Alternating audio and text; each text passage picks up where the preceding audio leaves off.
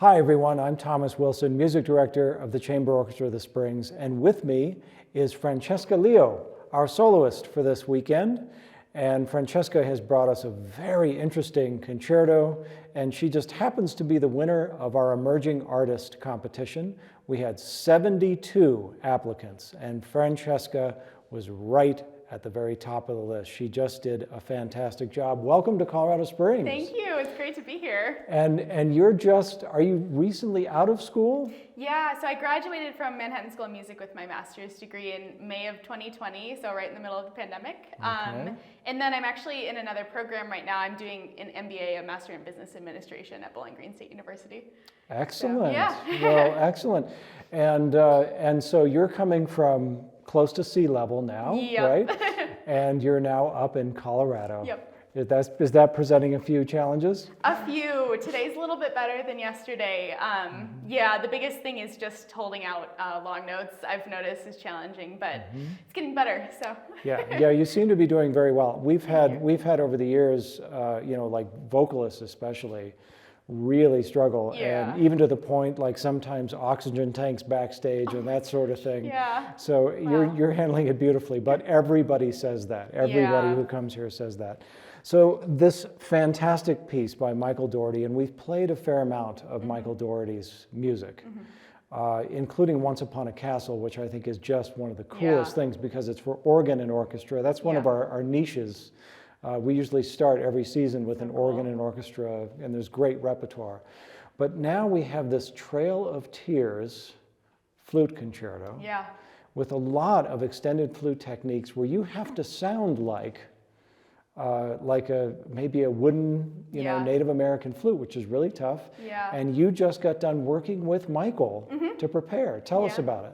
So that was such an incredible honor working with Michael Daugherty. I drove up to his house in Ann Arbor and had a private coaching with him. It was my first time meeting him. I've been playing this piece for about 2 years, and so it was a real honor to speak with him.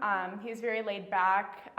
He was really, really informative about kind of like how he wanted the piece to sound specifically with the orchestral part. So he was playing along with me. He brought out his rain stick. He was playing the piano. He brought out his tambourine. He brought out all the instruments he had, and he was playing with me, and it was the most incredible experience. For the drum, like just banging on the piano? Yeah, he was, and he had a little drum. He had a rain stick. He had a tambourine. It was fantastic. That's incredible. Yeah. And even one wrong note we found in the score. So from him. Yeah. So thank you for that. I mean, Absolutely. the score is just enormous. Yeah. And there's one wrong note in one movement in one part. Yeah. And fortunately, he found it. So good for him. Yeah.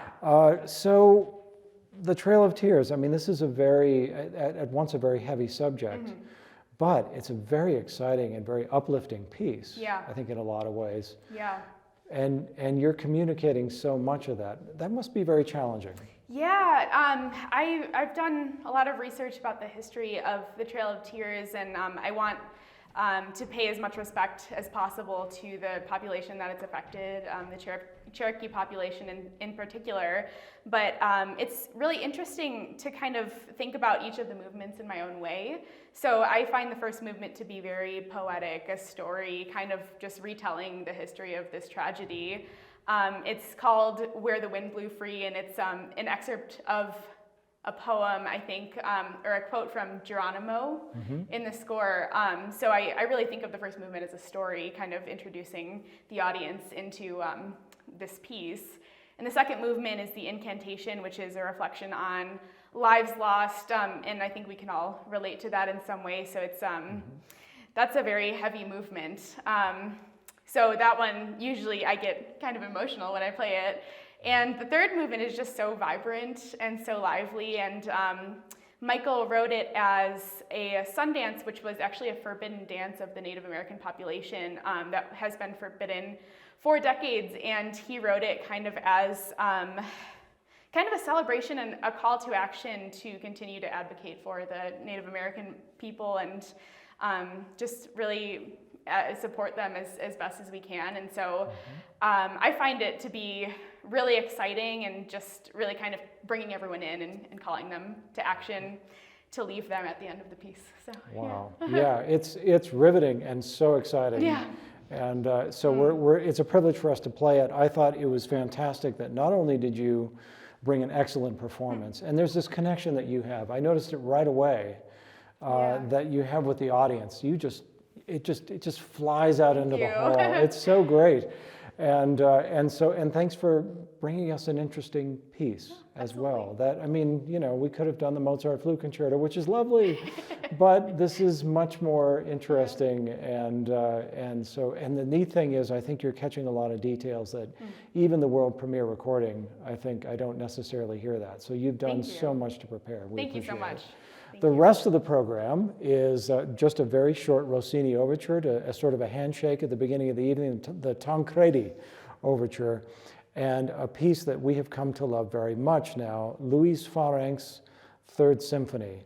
This was about the middle of the 1800s, so you're thinking about the time of Mendelssohn and Schumann. And she wrote very much in that style. Mendelssohn or Schumann would have been very proud to have written that symphony. And unfortunately, it just didn't get played much until recently. We are performing a brand new edition.